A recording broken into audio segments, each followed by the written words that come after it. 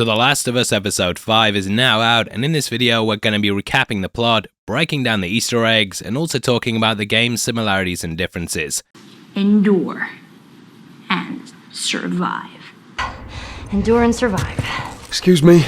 Now we get a scene that sort of riffs on one from the game, in which they sit about surveying the area. In the original, Henry ended up taking Joel and Ellie to their hideout, which was located in an office block across the city. Now you went into one of these rooms, and it had a similar sort of layout to what we see in the show. The game had Henry's hideout located just above the gate that was in front of the entrance to the bridge, and under the cover of nightfall, you ended up launching your plan to pass it. Here they do things differently, and they look over the city and point out the exits. Henry says he's never killed anyone, and though this is technically true, we do learn that he caused someone else's death. Now though it's all serious with Henry and Joel, Sam and Ellie at least have some fun.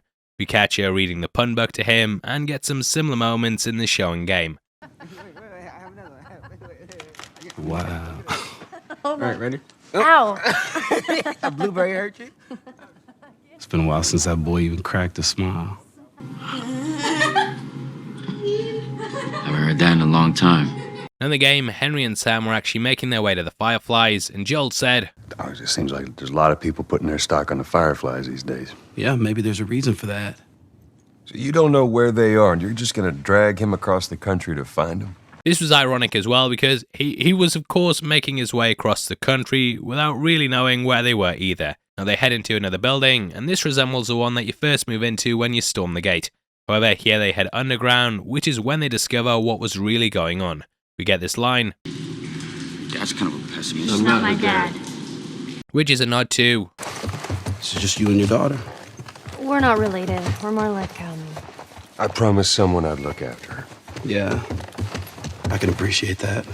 Now as we mentioned earlier, this is basically combining the sewer section of the game so that it's part of Kansas. Now the entrance to this is drawn to look like a castle, and this is something that also pops up in the game when you first enter the sewers. Anyway, when they enter the room, there are several things here that are ripped right out of the source material. Now against the back wall, we can see a goal drawn onto it, and there was an optional cutscene in which Ellie played football against Sam. Now this plays out in a scene similar to what we get here. Yes! Come on! Yeah! oh, awesome. Ellie, Calm down. Hey, Sam. Yeah? Stand with those posts over there. Okay. Ready? Oh, Henry, did you see that? Let's keep it down, buddy, okay? To me, this always made Ellie ever closer to Sarah, because Sarah also played soccer when she was a child. Now we do get a little subtle gesture by Joel here, and he looks down at his watch after looking at Ellie. This is something that Sarah of course gave him, and looking at the watch reminds him of the daughter he lost. He also did this in episode 2, and as we know, it doesn't work, so it's not like he's using it to read what the time is. It just shows how much Ellie reminds him of Sarah, and moments like this say so much with so little. There's a slide which I think was in the game, and also a big sign that says house rules. When you made your way through the underground, you could spot this, and the rules on both are identical. They say, make sure doors are locked, ask for password if you don't know the visitor, no shouting and noisy play, run to hiding spot when you hear the alarm. Now in the game you accidentally set off one of the alarms, which alerted the infected. They had bottles inside a box on the end of a rope, and setting this off showed them where you were. We also see blue barrels with tubes popping out the top of them, and we learn in the game that these were used to collect rain so that they had a supply of water. Now in what's my favourite Easter egg from the show so far, we see a child's drawing with Danny and Ish on the wall. This is identical to how it appears in the game, and you come across it when traversing the sewers. Now why is this my favourite Easter egg? I mean, the picture, yeah, it looks completely shit. But Ish, yeah, he actually has an extensive backstory that you discover through notes that you find throughout the sewers.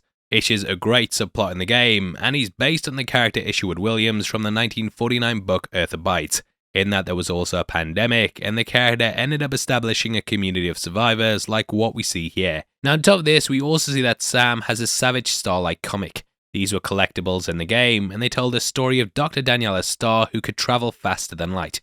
The cover here is pulled directly from the PlayStation counterpart, and this is the accretion issue brought across from it. In the second game, the comics expanded beyond just being comics, and you also collected trading cards of characters from the story.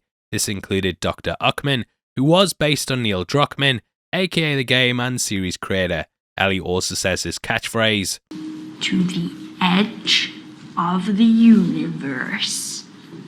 And back. To the edge of the universe and back. Endure and survive. Excuse me. Endure. And survive. And you know, I really enjoy these moments with them just getting to be kids, as it's something that we haven't really seen that much in the show. Now, when they take the comic out the bag, we can also catch the book Two Old Potatoes and Me. This centers around a girl whose parents are going through a divorce, and she builds a relationship with her father whilst the pair grow new potatoes from some old ones. Initially, the girl finds the potatoes in the cupboard and she thinks they're gross, but over the book, she learns their new opportunities. From them, they can grow something new, and this is similar to her parents' divorce, enabling her to have a different but new type of life. Now, this is very much reflected in Joel and Ellie, who are making something new in this world that's falling apart around them. Now, like the game, once you hit the main street, you're peppered by a sniper. They have the layout exactly the same, with them being at a high vantage point in a house at the end of the road. Similar to what happens here, Joel uses cars for cover, and he makes his way down to it before you take out the gunner. Get out! Fucking sniper. In a nod to Sam and Henry running off in the game, the pair make a break for it here, but they're almost shot when trying to escape. The game also had raiders in houses along the street, whereas this guy is just by himself. He's much older than his game counterpart, and it explains why Joel's able to get the drop on him so easily. Now at this point, we see a big bad bloater who was first teased at all the way back in episode 2. So there aren't super infected that explode fungus spores on you? Shit, I hope not. You could also hear the creature growling under the cracks in the floor last week, and this makes a really big entrance. In the game, he actually faced off against the first one in the school scene during build section, but I'm kinda glad we got the greatest love story ever told instead, and they kept his arrival for this scene. In the game, it was a one-hit kill if they grabbed you, and bloaters would actually stick their fingers in your mouth and rip your head apart. Perry gets killed in the exact same way, and seeing this happen in the background, I was like, they went there. Henry and Sam are pinned down like what happens in the original work, but Ellie saves them and they make a run for it. She stabs them using her knife, and this is also a tactic that she busts out in the source material. In the show, Joel invites Henry and Sam to join them on their quest to find Tommy, and this will give them a new fresh start. The game also changes things slightly, and with Sam, he was clearly wrestling with what would happen now that he'd been bit. Is everything alright? Yeah, everything's fine. Well, have a good night. How is it that you're never scared? Who says that I'm not? What are you scared of?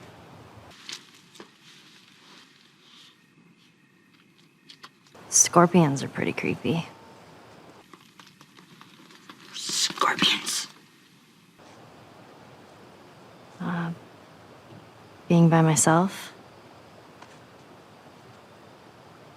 I'm scared of ending up alone.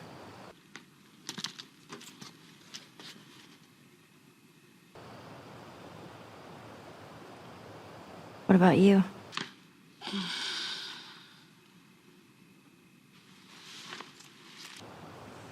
Those things out there. What if the people are still inside? What if they're trapped in there without any control of their body? Is it still you inside? Scared of that happening to me. Okay. First of all, we're a team now. Okay, we're gonna help each other out. And second, they might still look like people, but that person is not in there anymore. In the game, Henry, Joel, and Ellie sleep in the same room, and when she went to get him up, she discovered he'd been turned. We see Sam's back first, like what we get here, but Ellie spent the entire night with him, whilst it likely took over. Both the scenes play out in a similar way, and I'll drop them side by side so you can see the differences, as well as what they kept. Damn, that smells good. Good morning. Where's Sam? I'll let him sleep in for once. Oh, Well, if you want him to join us, you can go wake his ass up.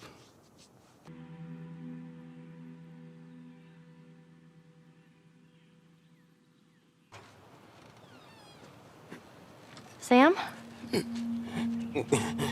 Hey.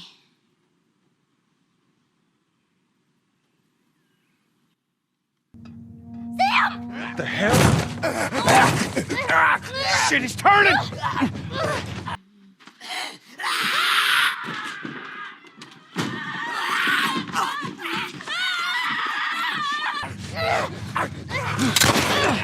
That's my fucking brother!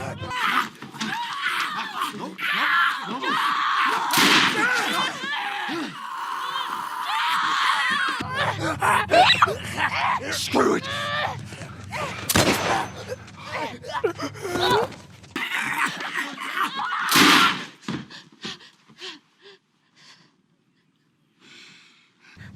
Shit! Ellie? Ellie, are you alright? Oh my god. Sam? Oh no. Sam? Henry?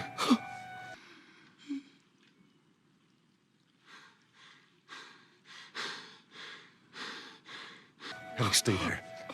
Henry? What have you done? Easy, easy, easy. Henry, give me the gun. Henry, give me the gun. What did I do? I'm gonna get that gun from you, okay? Oh, okay, easy. This is your fault. Give me the gun. Give me the gun, Henry. This is nobody's fault, Henry. It's all your fault. Henry! Henry, no! Oh my god.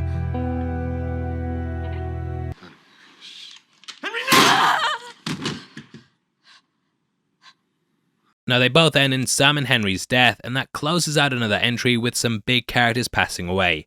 If you want something else to watch, then make sure you check out one of our breakdowns on screen right now, which will definitely be going over some more stuff that you're gonna love. If not, thanks for sitting through the video, apologies for my voice again, and yeah, thanks for bearing with me. You take care of yourself, peace.